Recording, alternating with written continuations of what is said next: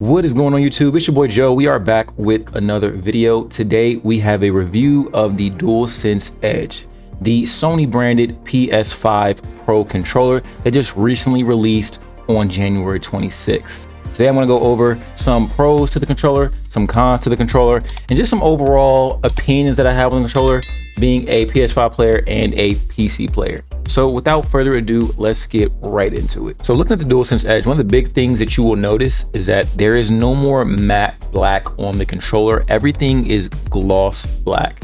Now, some people might be a fan, but others might say that's just a fingerprint magnet. But I'll leave you guys to decide that. As you can see right here, you do have the gloss black finish where the thumbsticks are, and then you do have a different type of touchpad. Now I'll show the current touchpad and then the Dualsense Edge touchpad so you guys can kind of see what the differences are that I'm talking about.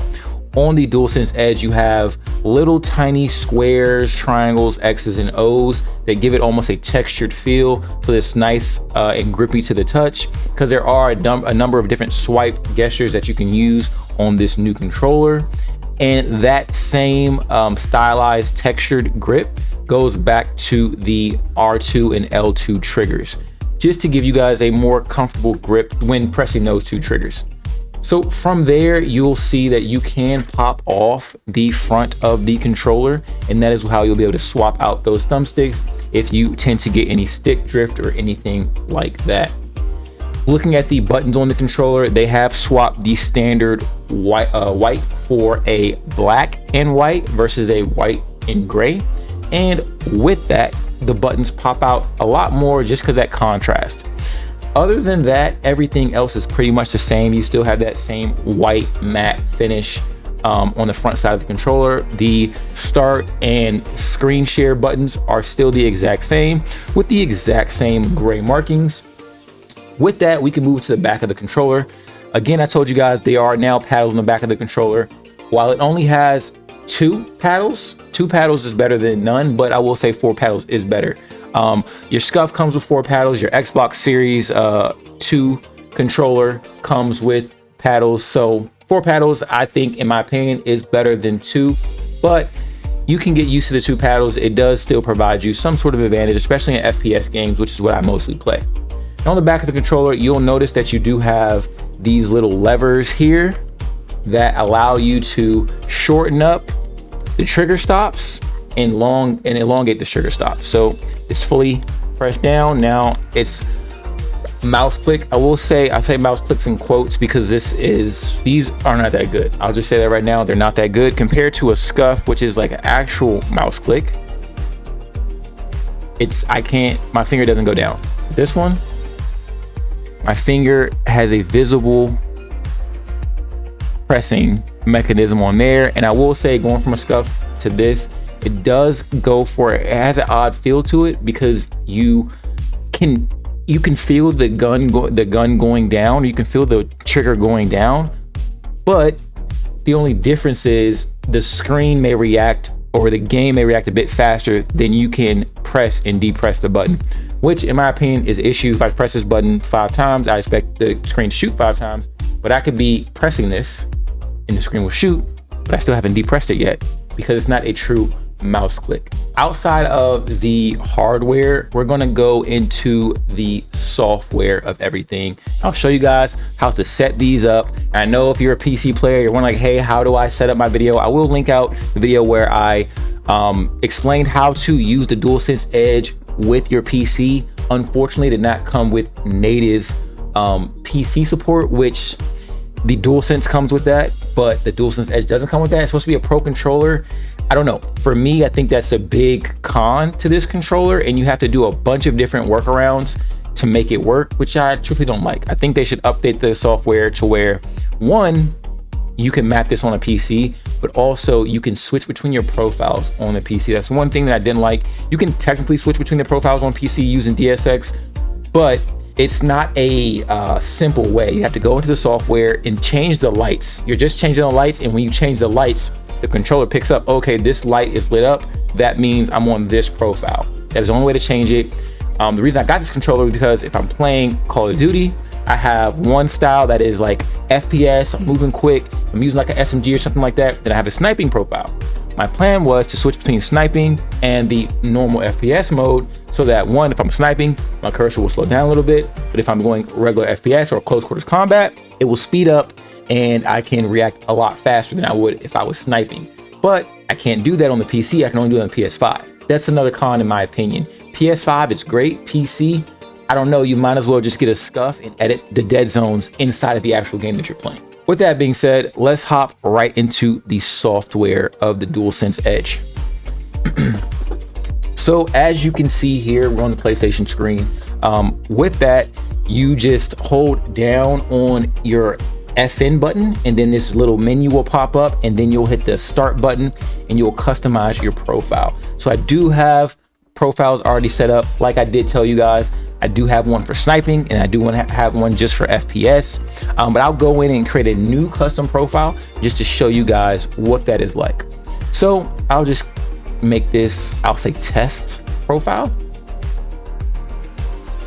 there.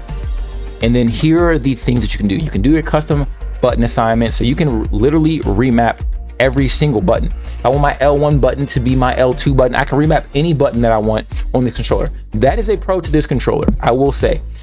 Then you can go down, obviously your back paddles can be mapped. I'll map these back paddles right now. I'll map my left one to X, just more comfortable for myself. And then I'll map my right one to O. And then from there, I'll apply that. And one of the great things about this controller is that you can customize your stick sensitivities in your dead zones. They do have some good custom profiles that actually, those are the ones I use just because I don't need to go through the whole thing and create a custom curve. It's not really for me. What I use on my FPS ones, I use the quick one.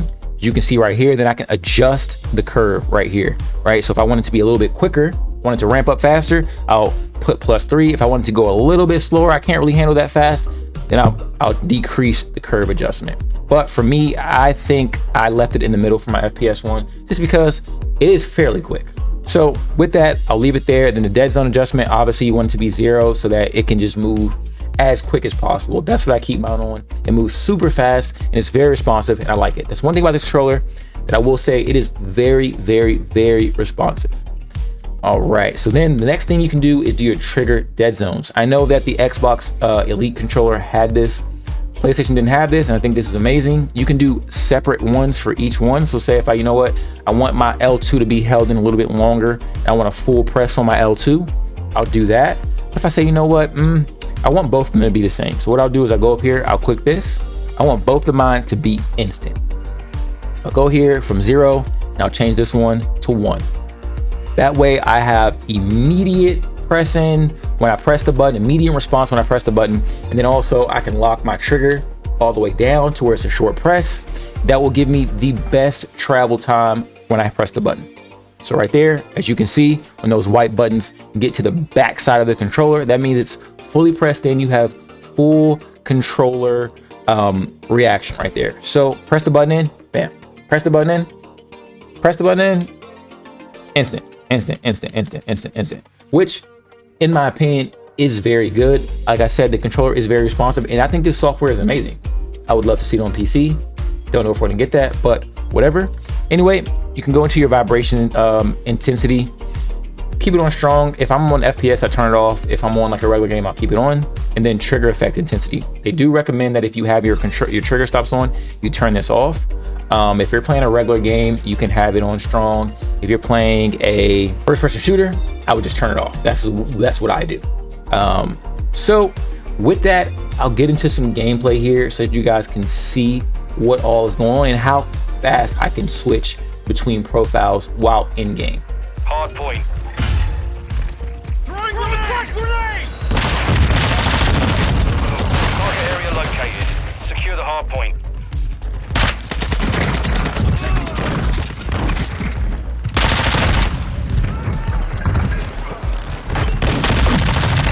Enemy down.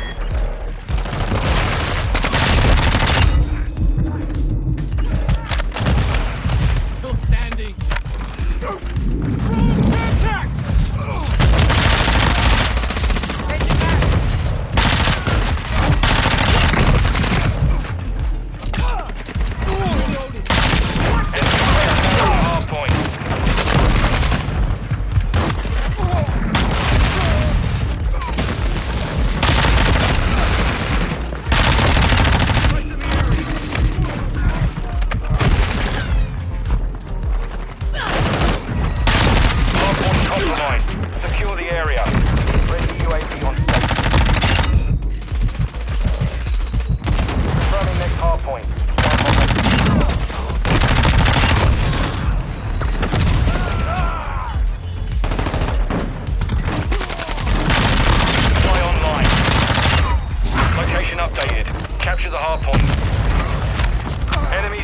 the perimeter.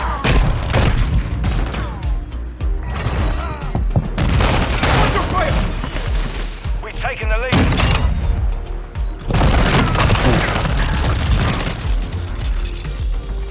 Assault rifle here.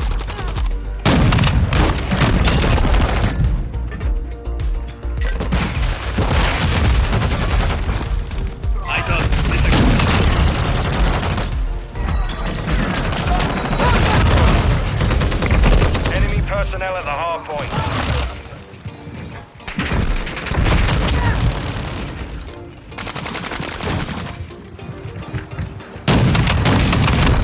Hard point relocated. Stand by.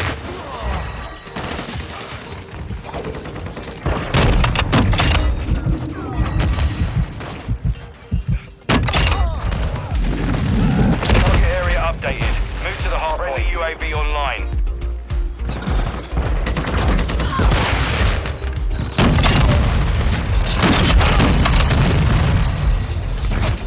Overall, I think this is a very solid controller.